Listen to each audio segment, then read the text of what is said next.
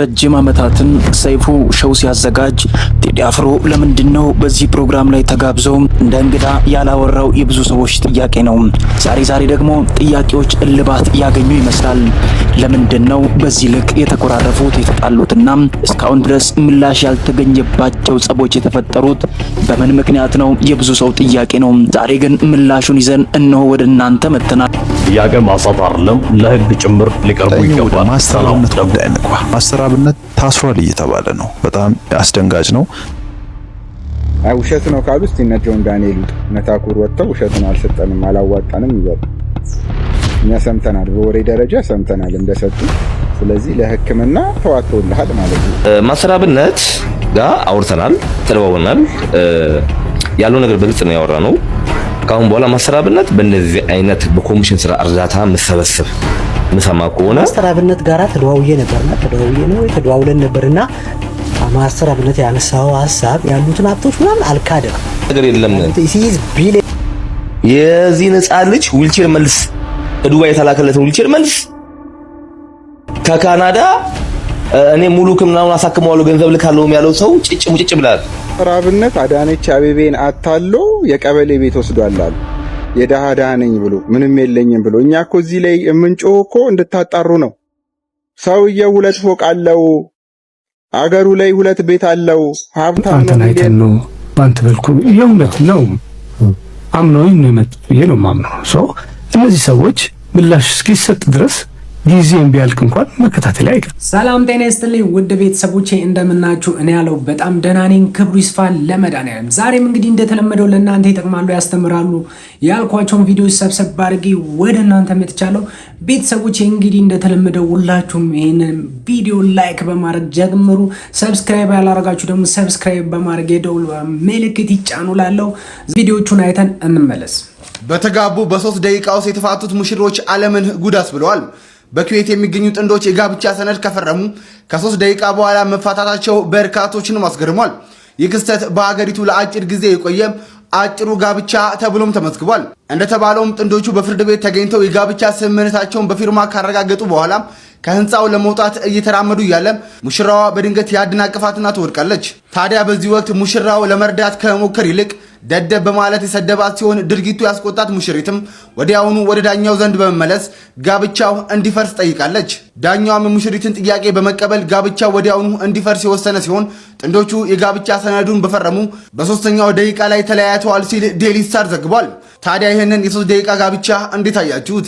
ሐሳባችሁን ኮሜንት ላይ ጻፉልን። ፎሎ እያደረጋችሁ ቤተሰብ ይሁኑ። ማስተር አብነት ጉዳይ እንግባ። ማስተር አብነት ታስሯል እየተባለ ነው። በጣም አስደንጋጭ ነው። ከፍተኛ መነጋገሪያ ሆኖ የሰነበተው የማስተር አብነትና በዱራሜ ከተማ እየተገነቡ ያሉት መንታ ፎቆች ጉዳይ በኢትዮጵያ ውስጥ በእርዳታ ስም የሚደረግ ማጭበርበር እየያዘ የመጣውን አሳሳቢ መልክና በማህበራዊ መስተጋብር ላይ እያሳደረ ያለውን ጫና አመላካች ሆኗል። ለብዙዎች መፈወስና መረዳት ምክንያት እንደሆነ የሚነገርለት ማስተር አብነት በአንድ በኩል ለችግረኞች የደረሰ ደግ ሰው ተደርጎ ቢሳልም በሌላ በኩል ግን በዱራሜ ከተማ እያስገነባቸው ግዙፍ ህንጻዎች የገንዘብ ምንጫቸው እንዲመረመርና ኦዲት እንዲደረግ የሚጠይቁ ድምጾች በከፍተኛ ሁኔታ እየበረከቱ መጥቷል። አንዳንዶቹ ወገኖች ለምስኪን እናቶች እርዳታ እንዲውል የተሰበሰበን ገንዘብ ለግል ጥቅም በመዋልና ለህንጻ ግንባታ በመዋል ወንጀል ተጠርጥሮ በቁጥጥር ስር መዋሉን የሚገልጽ ያልተጣሩ መረጃዎችን እያሰራጩ ቢሆንም እስካሁን ሰዓት ድረስ ግን በጉዳዩ ላይ ከህግ አካላት የተሰጠ ይፋዊ ማረጋገጫ የለም። ይህ አነጋጋሪ ክስተት ከግለሰቡ ጉዳይ ባለፈ በአሁኑ ወቅት በዲጂታል መድረኮች ላይ የሚስተዋለውን የበጎ አድራጎት ግልጽነት ጉድለት ምን ያህል ስር እየሰደደ መምጣቱን ቁልጭ አድርጎ ያሳያል። በርሰበር ብለን ነበረ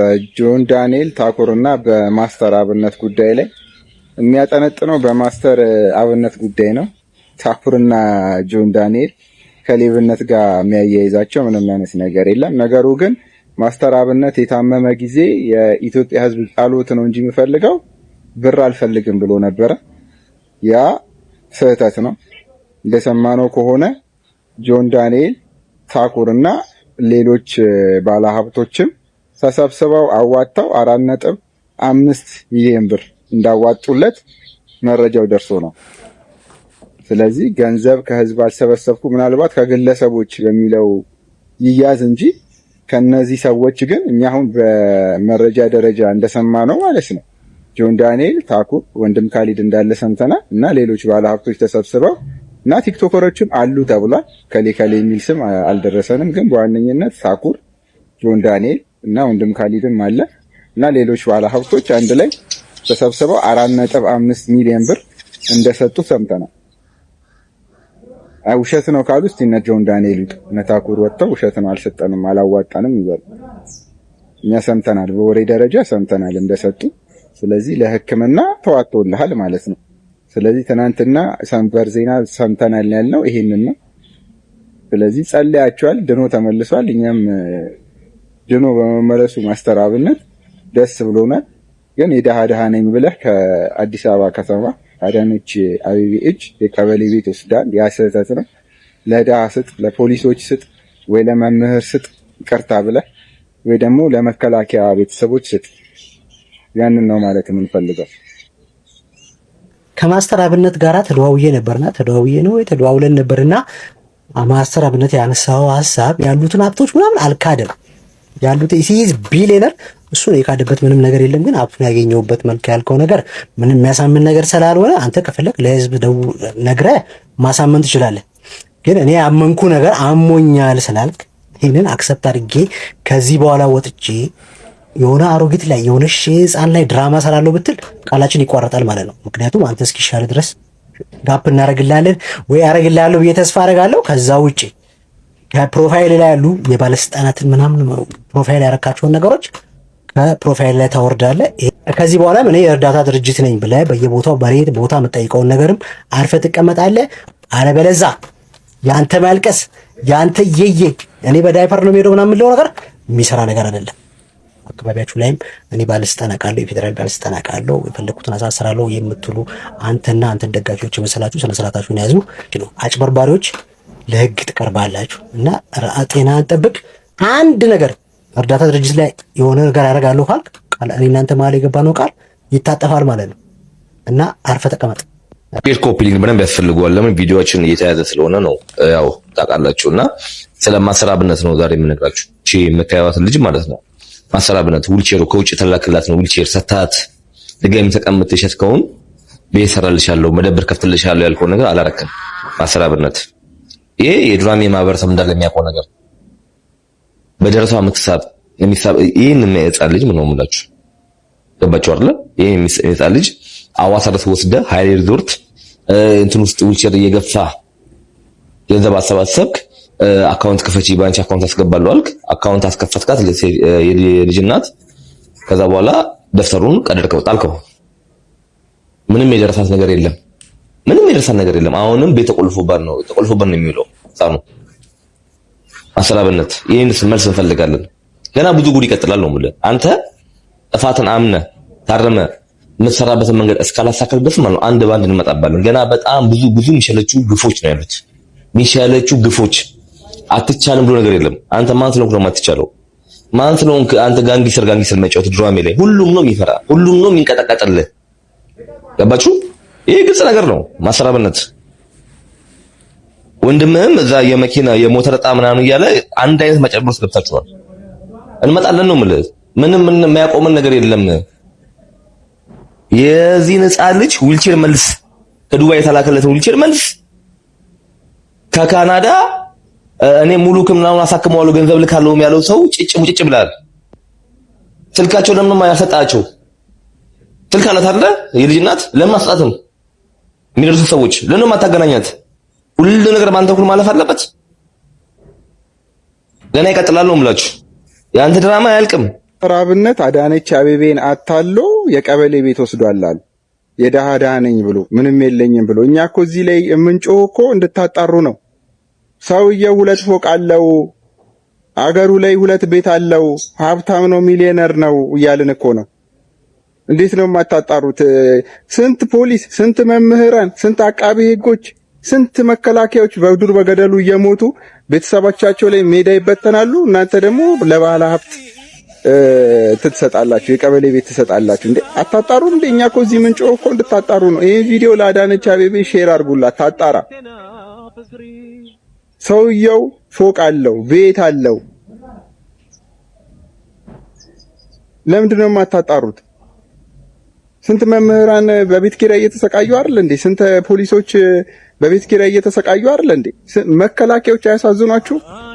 እዛ ስንት እየሞቱ ቤተሰባቸውን ሜዳ ላይ እየጣሉ እየተበተኑ እናንተ አታሏት ነው እርግጠኛ ነኝ። አዳነች አቤቤ ታጣራይን ቪዲዮ ሼር አድርጓት፣ በእናታችሁ ሼር አድርጉት። ከምን ጊዜው የሚልቅ ሼር ታርግና ትንሽዬ ማጣራት ብቻ ታርግበት። ማስተር አብነት ላይ ዱራሜ ላይ እየሰራው ነው ያለው። የዱራሜ ሰዎችን ታነጋግር። እኛ እንቀጣ፣ ማስተር አብነት ፎቅ ከሌለው ማለት ነው፣ ቤት ከሌለው እንቀጣ።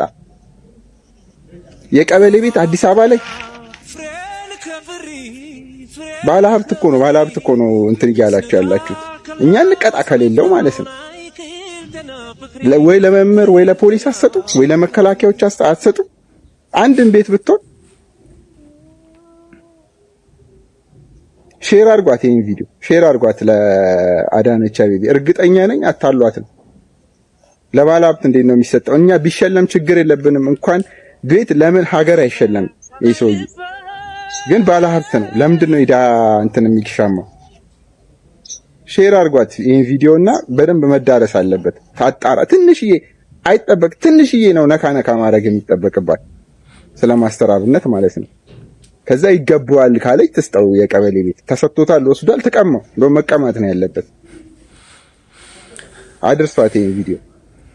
ማስተር አብነት ጋር አውርተናል፣ ተደዋውለናል። ያለው ነገር በግልጽ ነው ያወራነው። ካሁን በኋላ ማስተር አብነት በእንደዚህ አይነት በኮሚሽን ስራ እርዳታ መሰበሰብ ምሰማ ከሆነ ሌሎች እስከዛ ድረስ ያስቆጨውን ሌሎችን ጉዳዮች እንዳለ ዘረግፍልሃለሁ። ገባርለ እንወዳቸዋለን፣ እናከብራቸዋለን። መቅዶኒያም እንደዛው ገባቸዋለሁ። መቅዶኒያም ኦዲት እንዲደረግልን ነው የምንፈልገው። ኦዲት እንዲደረግልን በቃ አለቀ። ዳስ ይነፍ። ከዛ በተረፈ ቪዲዮ ዳችን እየሰራችሁ የበለጠ እነሱን ጠቀም ብላችሁ እንዳጎዷቸው ነው የምላችሁ። ለምን መሰላችሁ?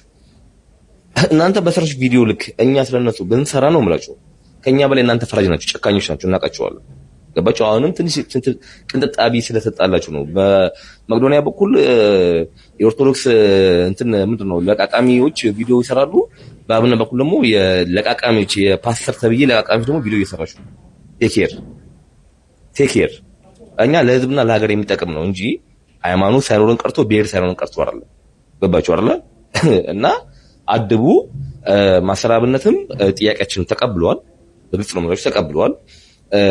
በቦርድ ያለው ነገር እየተዘጋጀ እንደሆነ በመሬት ላይ የወረደ በድርጅት እንዳቀደ ነግሮናል። ከዛ በተረፈ ግን በኮሚሽን ከዚህ በኋላም በኮሚሽን ነው ገንዘብ መረዳው ማሰባሰብ የምትል ከሆነ ወርደ ካላታችን እዚህ አገሪቷ ስንት ጭንቅ ባለበት ሀገር ስንት መከላከያ በዚህ በጦርነት በምን በሚያልቅበት ዘመን ከተማ ለከተማ መኪና እየቀያየራችሁ በሀብት ላይ ሀብት በዳ ስም የምትዘርፉት ነገር ካሁን በኋላ ታቆማላችሁ።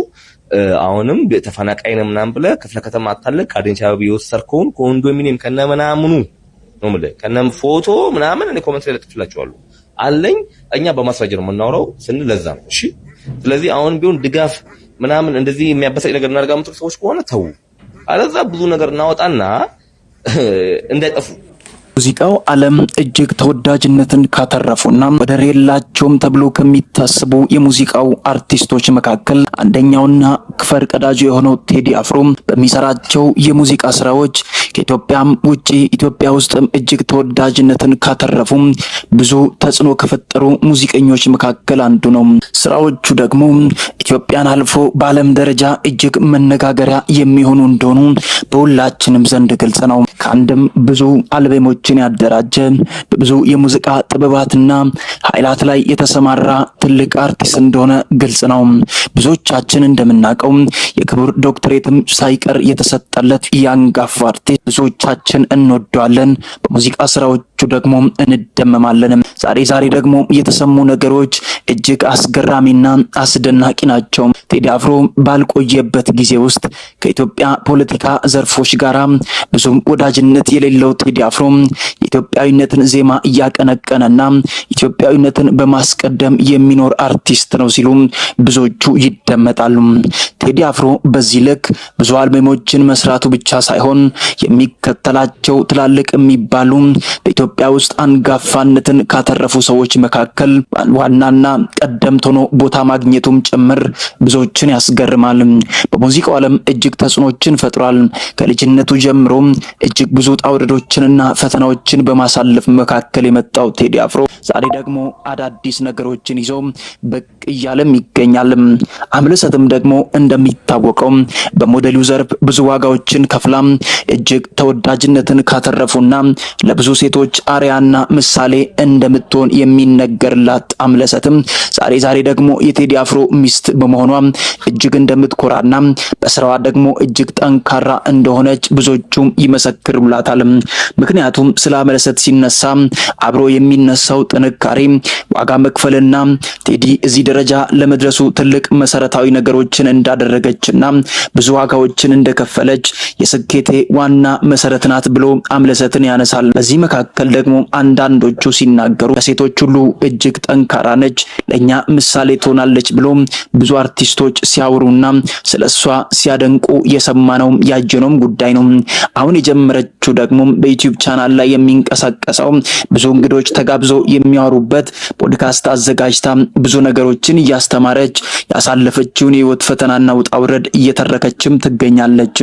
አንዳንድ እንግዶች ደግሞ በሷ መካከል እንደ እንግዳ ተጋብዘው ሁልጊዜ የሚዘክሩላት አንድ ነገር አለ። አምለሰትን ስንሰማ ስለ አምለሰት የሚነሱ አንድም ቀን ክፉ ነገሮች የሉም። ምክንያቱም ራሷን ጠብቃና በጥንቃቄ ያደገች ልጅ ናት ብለው ይመሰክሩላታል። እንደ ብዙዎቹ እንደ ሞዴሎች ራሷንም ገላልጣ ሳታሳይ በዚያ መካከል ደግሞ ዛሬ ላይ እጅግ ታላቅነትንና ዝናን ካተረፈ ሰው ጎን በመሆኗ እሱንም በፍቅር አጥምዳ እዚህ ደረጃ ላይ መድረሳቸው ብዙ ልጆችንም መውለዳቸው እጅግ ሁልጊዜ የሚያስገርም እንደሆነ ያነሳሉ። በዚያ መካከል ደግሞ አንዳንዶቹ ከዚያ በፊት ግን ስለተፈጠረው ህይወት አዳዲስና ሰበር ነገሮችን ይዞ ብቅ ይላሉ። ሰይፉና አምለሰት ምን ነበራቸው? ቴዲ አፍሮና ሰይፉ ፋንታሁን በዚህ ልክ የተጣሉበት ለአንዴና ለመጨረሻ ጊዜ ወዳጅነታቸው የተሰበረበት ምክንያት ምንድነው ሲሉ ብዙ ጊዜ ሲጠይቁ ምላሽ አጥተው ነበር። ሰይፉ ፋንታሁን እንግዲህ ሁላችንም እንደምናውቀው በኢትዮጵያ ውስጥ ባሉ ሾው የሚያዘጋጁ ብዙ ፕሮግራሞችን የሚያቀርቡ ሰዎች አሉ። ነገር ግን ከዶክተር አብይ ጀምሮ ከታች እስከ ላይ ያሉ ሰዎችን ለክ ሰይፉ ሾው ላይ ለመቅረብ እንደ ትልቅ ነገር ወይም ዋጋ እንደ መክፈል የሚያስቡ ብዙ እልፍ ትውልዶች ተፈጥረዋል። ምክንያቱም ሰይፉ ጋር መቅረብ እጅግ ትልቅነት እንደሆነ በሚታመን በዚህ ጊዜ ላይ ሰይፉ ፋንታሁን ደግሞ እየሰራ ያለው የበጎ ስራም ደግሞ በብዙዎች ዘንድ ለብ ብለው እንዲያዳምጡትና ሰይፉን እንዲቀበሉት አድርገዋል። አርቲስቶች አልቀሩበትም። የሙዚቃ ሰዎች እጅግ ትላልቅ ስራዎችን የሰሩ ታሪካዊ ነገሮችን ያደረጉ ሰዎች እንኳን ሰይፉ ጋር ለመቅረብ ያላንዳች ማንገራገር ራሳቸው እንኳን ደውሎ እንደሚመጡም ይታወቃል። ሰይፉ አሁን ያለበት ሁኔታ በብዙዎች ዘንድ ተቀባይነትን አግኝቶ በብዙዎች ዘንድ ደግሞ ታላቅ የሆነ ቦታንና ስምን ገንብቶ እየተንቀሳቀሰም ይገኛል። ሰይፉ ሾው ሲባል የሚነሳው ትልቅ ስራ ሰርቶ ትልቅ ገድልን ፈጽሞ የሚኬድበት ትልቅ መድረክ እንደሆነ ከታመነ ሰነባብቷል። ምክንያቱም ቲክቶከሮቹ ዩቲዩበሮችም በየሰዓቱ በየሚዲያው የሚያንቀሳቅሷቸው ቀልድ መሰል ይዘቶች ግን እውነትን የሚያስተላልፉም አሉ። ምክንያቱ ምንድነው? ሰይፉ ጋር ስትቀርብ እጅግ ታዋቂ ትሆናለህ፣ ፌመስ ትሆናለህ፣ ብዙ ሰዎች ይቀበላሉ ተብሎም ይታመናል። የእውነት ለማውራት ደግሞ ረጅም ዓመታትን በዚህ ፕሮግራም አዘጋጅነት የቆየው ሰይፉ ያንን ስም ቢያገኝም ቢቀበልም ይገባዋል የሚሉ ሰዎች እጅጉን ተበራክተዋል። ስለዚህ ዛሬ ደግሞ ወደ ያስኩላችሁ ወደ ዋናው ሐሳብ ስመጣ ዛሬ የተለቀቀው ነገር ምንድነው? ሰይፉና አምለሰት አብረው ያሉበት ፎቶና ሰይፉ ተንበርክኮ እጇን እየሳመ እሷ ያላትን ፍቅር እየገለጸ ያለበት ፎቶና ቪዲዮ አፈትልኮ ወጣ። ያ ቪዲዮ ሲወጣ ደግሞ እጅግ የሚያስደነግጠው ደግሞ በዚያን ሰዓት ሰይፉ አቅፎ እየሳማትና እጇንም ተጨማሪ ቦታዎችንም እየሳመ በዚያ በፍቅር ስሜት ውስጥ እየከነፈም ይመስላል። ሰይፉን ያዩ ሰዎች ያንን ቪዲዮ ሲያዩ ያንን ፎቶ ሲያዩ እጅግ ተደናገጡ። ምክንያቱም ለካ ያጣላቸው ይሄ ሊሆን ይችላል አሉ። ምክንያቱም ቴዲና አምለሰት ከመጋባታቸው በፊት ነው ወይ ይሄ ነገር የተፈጠረው? በምንስ ሁኔታ ተገናኝተው ነው እንደዚህ አይነት ፎቶዎችና ቪዲዮዎችን የተነሱት? የሁሉ ሰው ጥያቄው ነው ከረመ። ስለዚህ ዛሬ ደግሞ ይሄንን ፎቶና ቪዲዮ ይዘን ስንንቀሳቀስና በማስረጃ የሆነ ሐሳብ ይዘን ስንንቀሳቀስ ለማንቀሳቀስ ምን አስባችሁ ነው ይህንን ፎቶና ቪዲዮ ይዛችሁ የቀረባችሁት የሚለው ጥያቄ ብዙዎቹ ጋር እንደሚፈጠር እናውቃለን። ምክንያቱም አንዳንድ ሰው የተጣሉበትን ምክንያት ማወቅ ይፈልጋል። የተጣሉበትም ምክንያትና መንስኤው ምንድነው? እስካሁን ድረስ ሰይፉና ቴዲ አፍሮ ተገናኝቶ ኢንተርቪው እንኳን ያልተደራረጉት ስለ ስራቸው ያልተወራው ለምንድነው ብሎ ለሚል ሰው ትልቅ ምላሽ የሚሰጥ ጉዳይ ነው። የትስ እንዴት በምን ተገናኝቶ ነው ይህን ፎቶ የተነሱት? ከዚያ በፊት ግን ሰይፉ ለአምለሰት የፍቅር ስሜት ነበረ ወይ? የብዙ ሰው ጥያቄ ነው። ምክንያቱም ሁለቱ የታዩበት ፎቶ ላይ ማንም ተጨማሪ ሰው አልነበረም። ፕሮግራሞች እንኳን ናቸው ብለን እንዳንገምት አንድ ክፍል ውስጥ የተነሱት ፎቶ ነው። ይህ ፎቶ ደግሞ የወጣበት አጋጣሚ አመታትን ቆጥሮ ከተደበቀበት መገኘቱ ብዙዎችን አስደንግጧል። ሰይፉ በዚህ ልክ አምለሰትን ፈልጓት ነበር ወይ? የፍቅር ግንኙነት ነበራቸው ወይ? እናንተው ራሳችሁ ፎቶውን ስታዩና ኮሜንት ላይ ምላሽ የምትሰጡ ይሆናል። ስለዚህ በዚህ መካከል ደግሞ የጥላቻቸው መንስኤ ከ190% ይሄ ሊሆን ይችላል ብለው ብዙዎቹ ድምዳሜ ላይ ደርሰዋል። በቀጣይ ወገኖቼ ከሰማችሁ እንደዚህ አይነት ሰበር ስሙ ስብር ያለ ሰበር ከፊንቴክ ኢንቨስትመንት ጋር በተያያዘ እናስተዋውቃለን የሚሉ ሰዎች እየገቡ ነው። ምልልህ እየገቡ ነው። አካውንት አስለቀቅና ያሉት ራሳቸው እየገቡ ነው ምልል። ስድስቱ ገብተዋል። ሌላ ሰበር ልንገራችሁ። 356 መኪኖች ፊንቴክ ኢንቨስትመንት ከቻይኖቹ ላይ ወስዶ ቻይኖቹ የ356 መኪና አልሰጠንምና መላበሉን አለ። ምን አልኳችሁ? እኔ ፊንቴክ ኢንቨስትመንት መኪና የማስመጠጥ ፍቃድ የለውም። ሸዋሸዋ ነው። እንኳን አደረሳችሁ። ዛሬ ነው እንደዚህ መባል ያለበት። እቤት አላድርም ዛሬ እግዚአብሔርን ቤት አላድርም።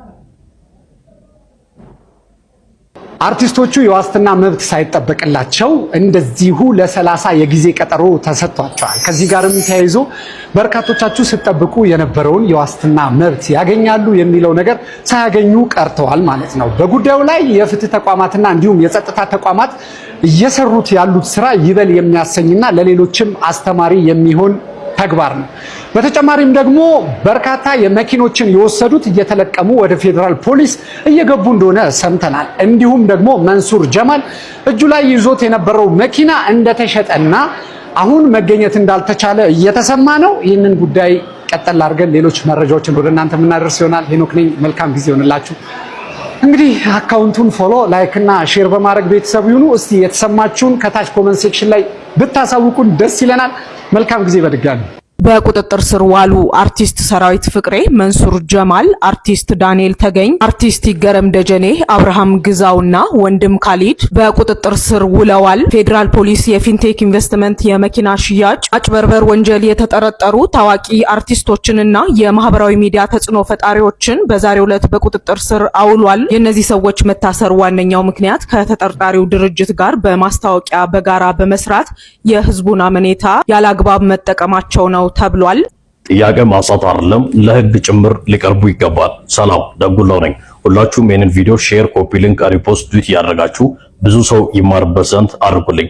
እንግዲህ ከሰሞኑ በዚሁ በሶሻል ሚዲያ በመቄዶንያና በሌሎች ገቦች እርዳታ ላይ በተሰማሩ ግለሰቦች ላይ አንዳንድ ጥያቄ እየተነሳባቸው ይገኛል። ይህንን ጥያቄ ተከትሎም ጥያቄዎች ላይ ደግሞ ብርቱ ተቃውሞ እየተነሳባቸው ተመልክቻለሁ። ይህንን ጉዳይ በተመለከተ እንደ ግለሰብ የራስን ምልከታ፣ እንደ ጠበቃ ደግሞ አንዳንድ ነጥቦችን ከህግ አንጻር አንስተን እንመለከታለን።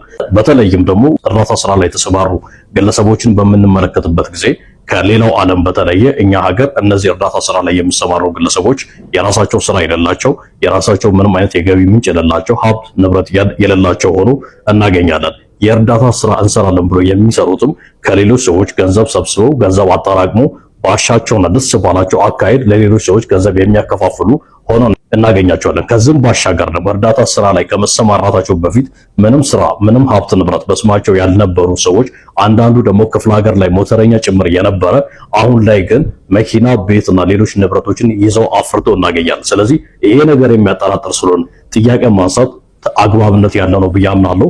መንግስትም በዚህ ጉዳይ ላይ ጣልቃ ገብተው በተለይ ገንዘብ ማሸሽ፣ በህገወጥ መንገድ የተገኘን ገንዘብ ህጋዊ አስመስሎ ማቅረብና ሌሎች ወንጀሎች ላይ እነዚህ እርዳታ ላይ የተሰማሩ ግለሰቦች ሊሰማሩ ስለሚችሉ መንግስት በዚህ ጉዳይ ላይ ሲሪየስ የሆነ ክትትል ሊያደርግ ይገባል ብዬ በግሌ አምናለሁ። የመቄዶንያን ጉዳይ በተመለከተ ግን ለዶክተር ቢናም ትልቅ ክብር አለኝ። በጣም ድንቅ ስራ እየሰራ ነው። ነገር ግን እየተነሳ ባለው ጥያቄ መሰረት ኦዲት ይደረግ፣ ገቢ ወጪ ይታወቅ፣ ሌሎች ገንዘቦች በየጊዜው የሚሰበሰቡ ገንዘቦች ከምን ላይ ዋሉ ያን ሪፖርት አድርግ ብሎ ጥያቄ ማቅረብ ኃጢአት ወንጀልም አይደለም ነውርም የለውም ብዬ አምናለሁ።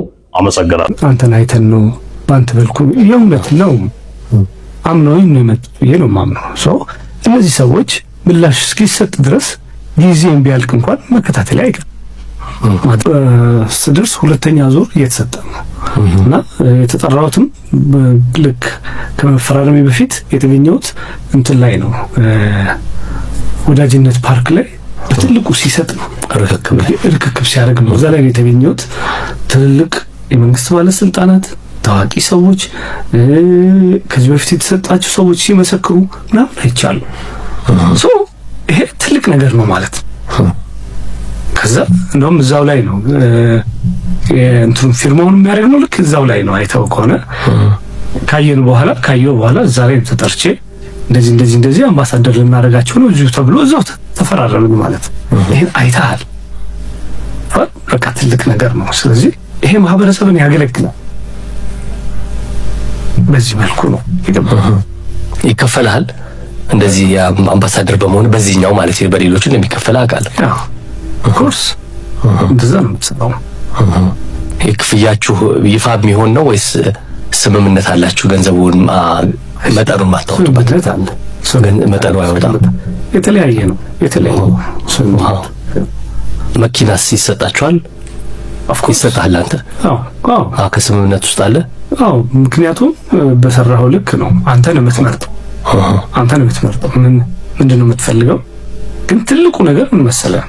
ትልቁ ነገር ከነዚህ ሁሉ ውጪ የእውነት ከሌሎቹ ጋር ስሰራ እንደነበረው ማህበረሰብን የሚያገለግል ቅድሚያ የምትሰጠው አለ። ይሄን ነው የማገለግለው አሁንም ቢሆን እስከ መጨረሻው ድረስ። እንግዲህ አንድ ጊዜ ልክ ተነሳ። ከዛ በኋላ ሰው አልደረሰንም 3 ወር ተብሎ እስካሁን አልመጣም ሲል የጅቡቲውን ሐሳብ ያመጣሁት እኔ ነኝ። መሄድ አለብን፣ ማየት አለብን። የት አለ መኪናው? ሄደን አይተን እዛ በረሃ ድረስ ሄደን የእውነት በቃ በጣም ትልቅ በሽታ ነው እዛ ሙቀት ላይ መገኘት። እዛ ሄዶ አይቶ ከዛ በኋላ ደግሞ እዚህ ደርሷል ሲባል ሞጆ ድረስ ሄደን አይተን ነው እንግዲህ የግድ ነው። ምክንያቱም የእውነት እንግዲህ እንደ ኪነ ጥበብ ሰው ወይ ደግሞ እንደኔ ሙያዬ ትልቁ ነገር ከማህበረሰብ ጋር ነው የምትሰራው። ለማህበረሰብን ነው የምታገለግለው። ገብቶሃል? ማህበረሰብ ከሌለ የምትሰራው ስራ አይደለም። ይሄን ነው ቅድሚያ የምትሰጠው። አሁንም ቢሆን እስከ መጨረሻው ድረስ እንግዲህ እንዳልኩ ተቋም ነው።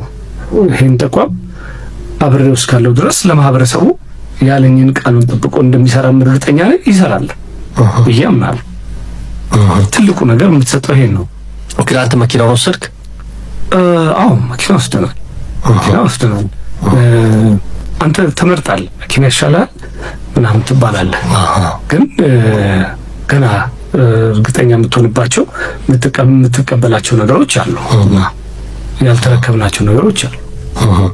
ውዝግቡ ሲነሳ ያው ቅድም ያነሳቸው አይነት ቅሬታዎች በጣም ዘገየብን፣ ይሄ ነገር ልክ ነው እውነት ነው ወይ የሚሉ ጥያቄዎች ተነሱ። ከዛ በኋላ ወደ አንተ ጥያቄዎች መጡ ሰዎች ወደ አንተ? ኦፍ ኮርስ ይመጣል እኮ። ምን አልክ? ይመጣል እንዴ? ይሄ በድርጅቱ በኩል አጣራ? ይሄ ማስተካከያዎች መደረግ አለበት። ለዚህም ነው ከዛ በኋላ ከዛ ካሉት ከተመዘገቡት ሰዎች ተመርጠው 5 ሰዎች ሄዱ አይደል? አሁን ሄደዋል። ይሄን ሁሉ ያደርግ ነው እንደ አምባሳደር ተሰብስበን መደረግ አለበት ነው። ሄደው አይተው መጡ። አይተናል። አሁን ደግሞ እየመጣ ነው መኪና በእርግጠኝነት። ከዛ ደግሞ በየጊዜው ይሄን ማድረግ አለበት። እኔ እንግዲህ ለ1 ዓመት ነው የተዋልኩት። በዚህ 1 ዓመት ውስጥ መረከብ ያለበት ሁሉ ተረክቦ ዘግይቶብኛል ያለው የሚያስፈልገውን ነገር ሂደት ማድረግ እንግዲህ እንደ ተቋሙ ማድረግ ያለበትን ያደርጋል። እንግዲህ ሌላም ጊዜ ስትሰራ የምትዋዋለው አንተ ምርቱን እንድታስተዋውቅ ነው እንጂ አስተዳደራዊ ስራ ውስጥ እንድትገባ አይደለም። የለም ይሄ ህጉም አይልህም። ማስተዋወቅ ነው። አንድ የሰራሁት ማስታወቂያ አለ። እሱ የሚለው አሁን ካለው ከግሪን ሌጋሲ ጋር በተያያዘ የአየር ለውጥ ለማምጣት እንደዚህ አየርን እንዳይበከል የኤሌክትሪክ መኪና አስፈላጊ ነው የሚል ነው እንጂ በ950 ብር ግዙ እንደዚህ ልል አልችልም። ይሄ እኔ አይደል። ለምን አትልም? እሱማ ያስተዋውቃል ከሆነ እኔ የሰራሁት ማስታወቂያ ይሄን ነው የሚለው። እኔ የምለው ይሄን ነው፣ ግን አስተዳደራዊ ስራው ሌላ ነው። ይሄ ነው ያለው ነገር። አሁን የአንድ አመት ውልህ መቼ ያልቃል? አሁን 2 ወር ምናምን ይቀረኛል። ትቀጥላለህ? እንደ ሁኔታው መስተካከል ያለባቸው ነገሮች መስተካከል አለባቸው። መድረስ ያለበት ትቀጥላለህ አትቀጥልም መሰለ እንግዲህ ለህዝቡ ለተመዘገበው መድረስ አለበት የለበትም እስካለው ድረስ ከአምባሳደርነት ብነሳ ይሄን ነገር ግን ማድረግ ግዴታዬ ነው። ምክንያቱም አንዱ እኔ ነኝ። እንደ ህዝብ ስትሳሰብ አንዱ አንተ ነህ። የግድ ነው እስከ መጨረሻው ድረስ አብረን ነን። እንግዲህ ይሄ ተቋም ነው፣ የኔ ግለሰብ አይደለም መጥቶ ያፈራረመኝ። ይሄ ተቋም እስካለ ድረስ እነዚህ ተመዝጋቢዎች እንግዲህ አሁን የሚመጡት ጥያቄዎች አሉ። አንተን አይተን ነው በአንተ መልኩ የእውነት ነው አምነውኝ ነው የመጡት ብዬ ነው የማምነው። እነዚህ ሰዎች ምላሽ እስኪሰጥ ድረስ ጊዜም ቢያልቅ እንኳን መከታተል አይቀርም፣ ማድረግ አይቀርም። ግን እንደዚህ ጫናው ሲበዛብህ ብዙ ሰዎች እንደዚህ ሲያሁን እንዳልከው ሲሉ ምን ነው እዚህ ነገር ውስጥ ባልገባው የሚል ስሜት ተሰምቶ ነበር። እንደሱ ማካልክ እየሸሸህ ነው አንዴ ገብተህበት ሁለት ነው ምን። ምክንያቱም ኃላፊነትን መወጣት አለብህ። በፍጹም አይደለም ይሄ መሄድ ያለበት ድረስ ትሄዳለህ ነው።